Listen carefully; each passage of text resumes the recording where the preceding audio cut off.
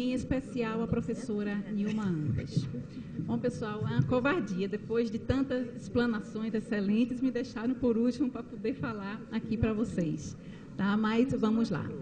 Conduta nas lesões cervicais de baixo grau. Próximo, por favor.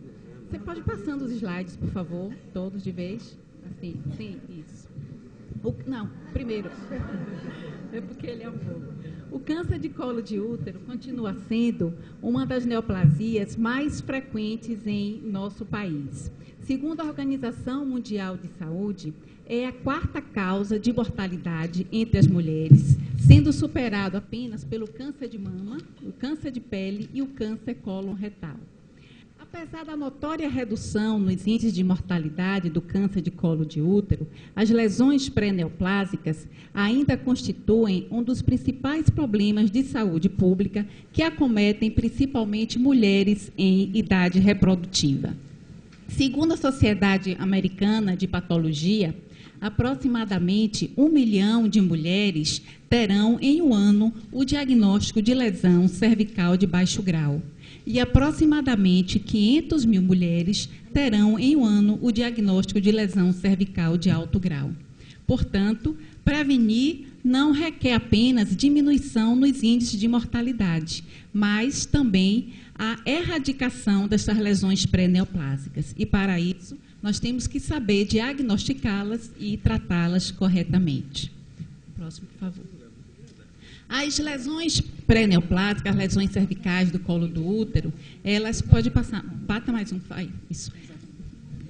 Elas tiveram várias denominações. Hiperplasia atípica, metaplasia atípica. Com o objetivo de uniformizar essa terminologia, em 1961, em Viena, representantes da FIGO e da Organização Mundial de Saúde passaram a chamar essas lesões pré-neoplásicas de displasia.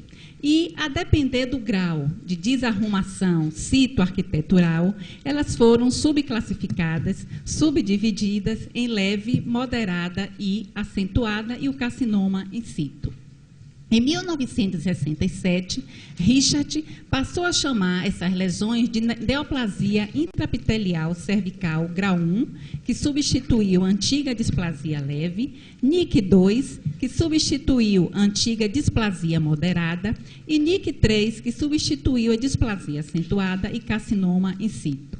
Apesar disso, os laudos citopatológicos continuavam a vir sem uma uniformidade na nomenclatura.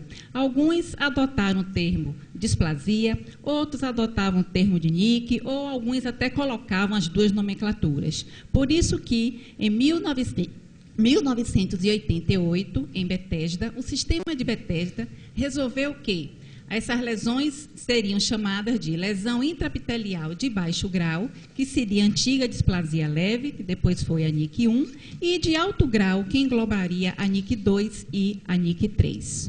Próximo, por favor. E o que vinha a ser essas lesões cervicais do colo do útero? O que isso significa? Nada mais são do que alterações citoarquiteturais que acontecem no epitélio pavimentoso que recobre o colo do útero. Como todos nós sabemos, só para relembrar, o epitélio pavimentoso recebe o nome de estratificado porque é formado por várias camadas de células, que são as camadas de Dickmann. Então, quando nós temos alterações citoarquiteturais na camada superficial ou também na camada intermediária, nós estamos diante de um quadro de lesão intraepitelial de baixo grau. Quando essas transformações são mais profundas, atingem as camadas imaturas, que são das células parabasais e basais, nós estamos diante de um quadro de uma lesão de alto grau. Segundo o sistema Bethesda, as lesões de baixo grau, elas compreendem dois diagnósticos.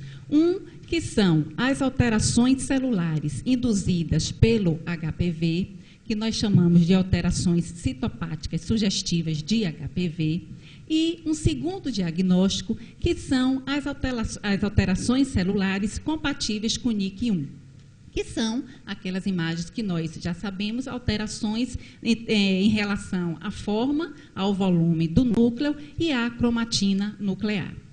Próximo, por favor. Em relação ao diagnóstico, todos nós já sabemos, somente mais uma vez para poder relembrar, é baseado no famoso tripé: citologia, colposcopia e histopatologia.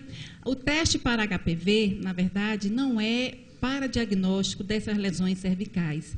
Ele serve algumas vezes para nos nortear em relação ao prognóstico dessas lesões. Mas o padrão ouro, o diagnóstico de certeza, continua sendo o diagnóstico histopatológico. A citologia é o principal método de rastreamento do câncer de colo de útero, é um método barato, simples de ser realizado, por isso que ele é utilizado nas famosas campanhas, né, de grandes massas populacionais. Inclusive, essas campanhas, com a citologia, foi um dos motivos da redução dos índices de mortalidade do câncer em nosso país, principalmente na região Nordeste, mas que, apesar dessas inúmeras vantagens de ser um método barato, fácil de ser realizado, passível de ser realizado por profissionais não médicos, apresenta algumas limitações em relação à sua especificidade e em relação à sua sensibilidade.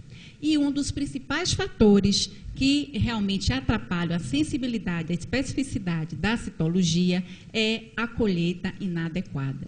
E isso depende de quem? De nós, ginecologistas, que fazemos essa colheita. Por isso que lá no nosso serviço de patologia cervical da Escola Baiana de Medicina, nós temos todo o cuidado com nossos alunos, com nossos monitores, que são detalhes que parecem bobos, mas que vão desde o registro correto da paciente, na parte fosca da lâmina, com o registro do prontuário, com as iniciais, até o não esquecimento, de não esquecer a solução de Hoffmann, o frasquinho da solução de Hoffmann aberto.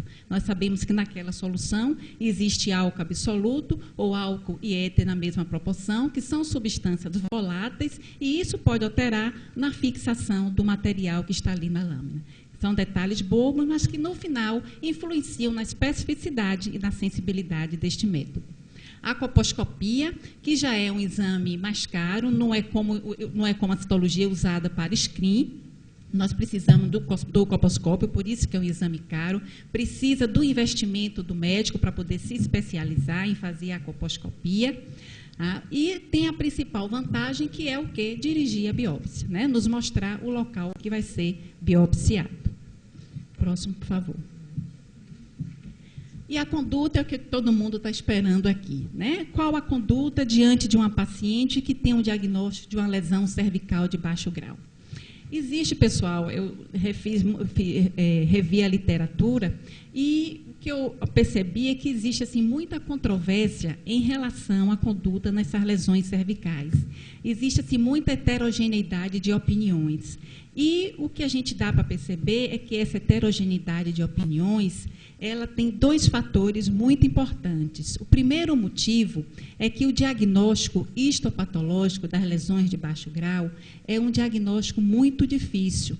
Inclusive, existe na literatura trabalhos mostrando uma variabilidade muito grande intra- e interobservador, com o mesmo resultado da anatomia patológica. Passe o próximo, por favor.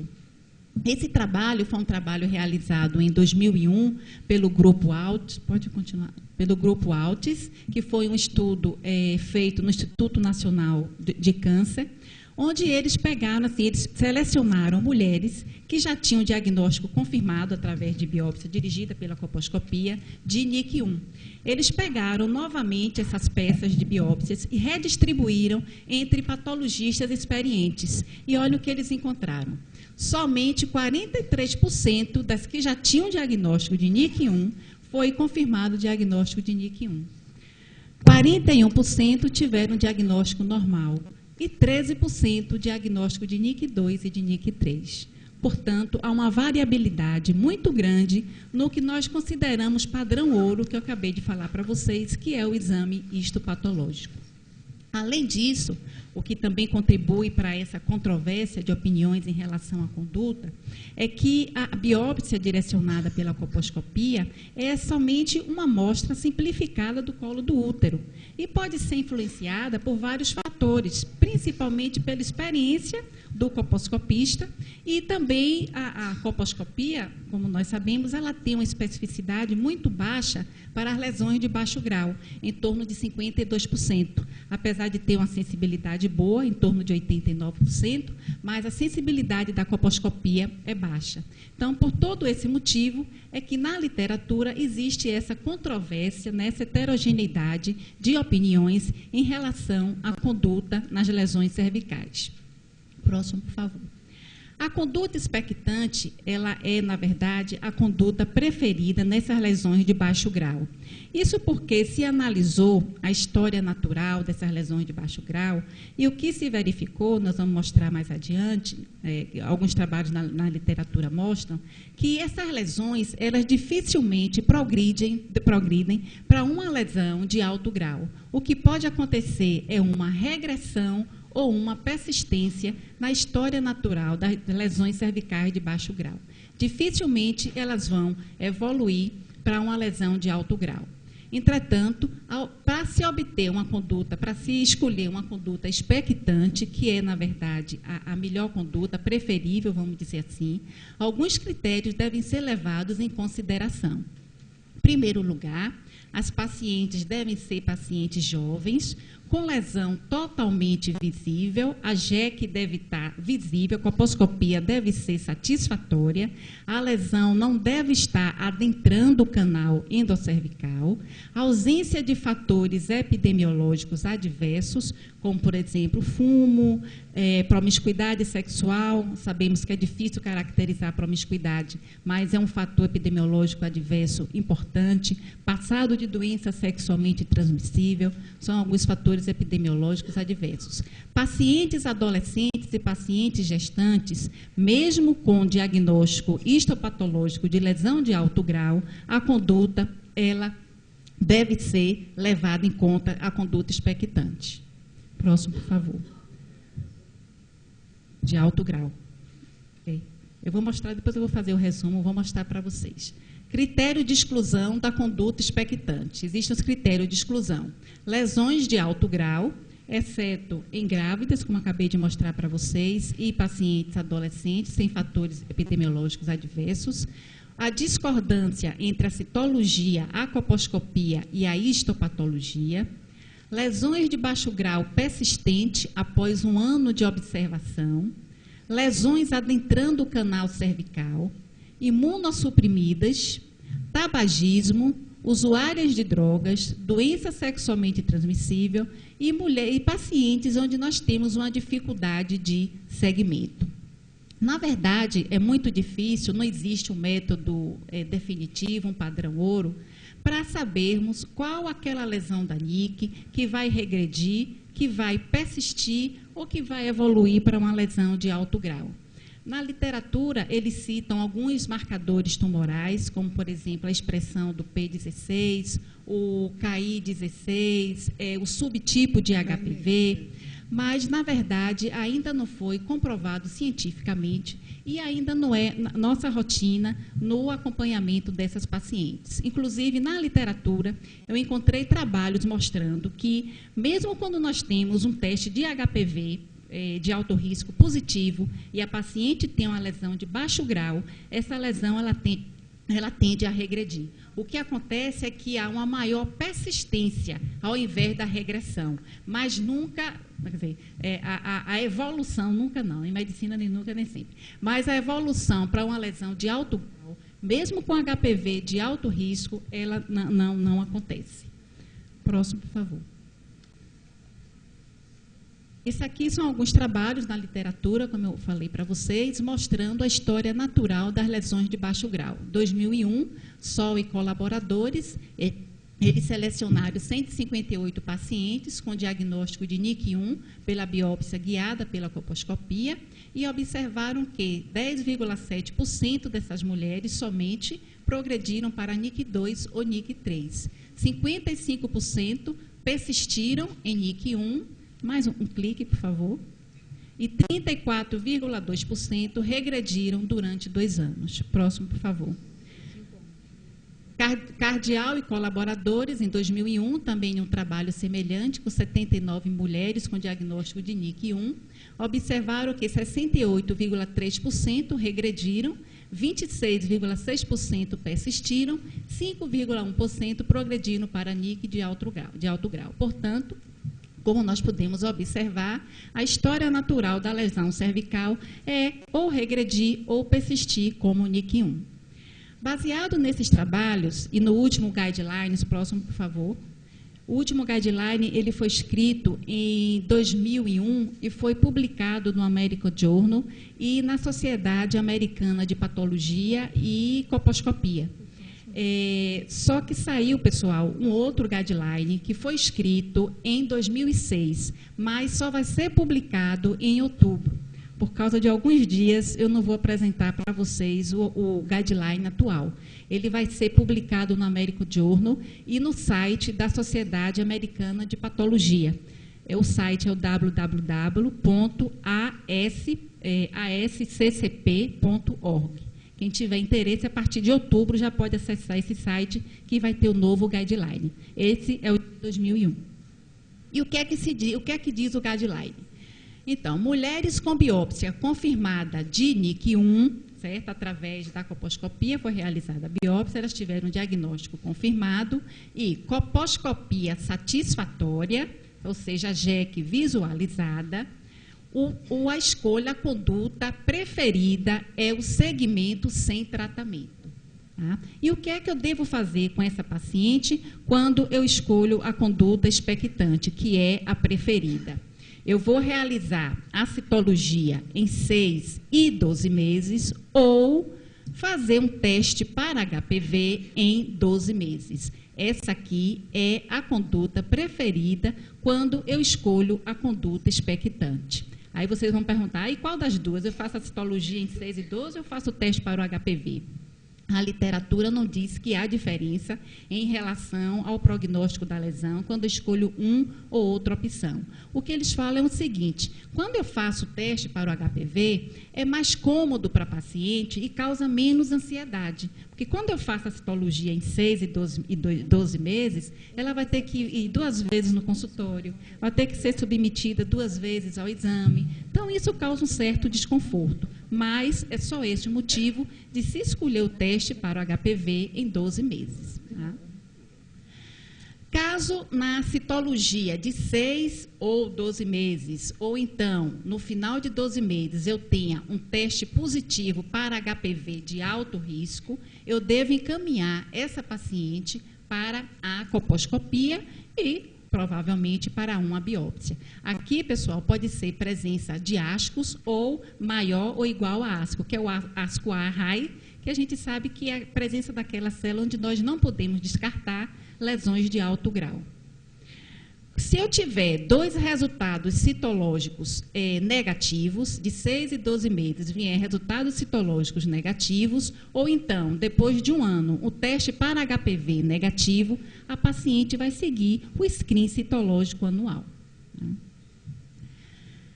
Outra coisa aqui que eu esqueci de falar para vocês. Caso a paciente tenha, a presença de ascos na citologia, e eu faça a minha colposcopia e o resultado da biópsia venha sem NIC, essa paciente ela vai seguir o screen citológico anual, não veio NIC. Se vier NIC1, já vai cair como NIC1 persistente. Ela já tinha um diagnóstico antes de NIC1, já foi novamente feita a biópsia, então ela vai ter o NIC1 persistente. O que é que eu vou fazer? O que a literatura manda vai depender dos fatores epidemiológicos daquela paciente e do bom senso do ginecologista. Se for uma paciente onde eu tenha um follow-up, fácil de ser feito, uma paciente que eu sei que vai voltar no meu consultório, que eu não vou perder essa paciente de vista, que não tenha fatores adversos associados, eu posso continuar com a minha conduta expectante. Ou então, lança mão de tratamento, que a gente vai falar depois. Caso venha no resultado da biópsia NIC2 ou NIC3, já vai seguir o guideline de NIC2 e NIC3, que vai ser outra aula que vocês vão ter. Outra coisa que nós podemos fazer também, que é aceitável, mas não é preferido, como eu acabei de falar para vocês. No guideline, eles fazem muita diferença em relação à força, né, dessas palavras, de preferido e aceitável. Ou seja, preferido é melhor do que aceitável. Mas eles colocam a combinação de citologia e coposcopia em 12 meses como também uma conduta aceitável. Mas o preferido qual é? Citologia em 6 e 12 meses ou um teste para HPV em 12 meses. Próximo, por favor. Pode ir dando uns cliquezinhos aí, por favor. E caso eu escolha tratamento, né? O que é que eu vou fazer com essa paciente com lesão de baixo grau? Nós temos a opção do laser com CO2, do LIP, que são modalidades de tratamento aceitáveis. A amostra da endosservice é recomendada antes de métodos destrutivos. Se eu for optar por uma cauterização, né, com bisturi quente do colo do útero, antes eu vou ter que ter uma amostra dessa endosservice. Tratamento excisional é preferido nos casos de NIC recorrente após tratamento destrutivo. Se eu já fiz primeiramente um tratamento, estou acabando, com a cauterização e a paciente volta novamente com NIC 1, então o que é que vai acontecer? Eu tenho que optar por uma modalidade excisional. Estou quase acabando. Próximo, por favor. E na coposcopia insatisfatória? Tudo que eu falei aqui para vocês é quando eu tenho uma coposcopia satisfatória. Mas se eu tiver uma coposcopia insatisfatória, o que é que eu vou fazer? Tratamento preferido é o excisional. Eu jamais posso adotar uma modalidade de tratamento destrutivo com uma JEC não visualizada. A modalidade preferida é o tratamento excisional, que nós já falamos, o LIP, né? Segmento sem tratamento é aceitável em grávidas. Alguém perguntou em grávidas, como é que pode, mesmo em NIC de alto grau, mas eles falam que mesmo em lesão de alto grau e coposcopia insatisfatória, nós podemos ter um segmento sem tratamento em mulheres grávidas, imunossuprimidas e adolescentes. Tratamentos inaceitáveis são os destrutivos em caso de NIC 1 com coposcopia insatisfatória. Podofilina e esterectomia também são inaceitáveis. Próximo, por favor. Bom, obrigada a todos pela atenção.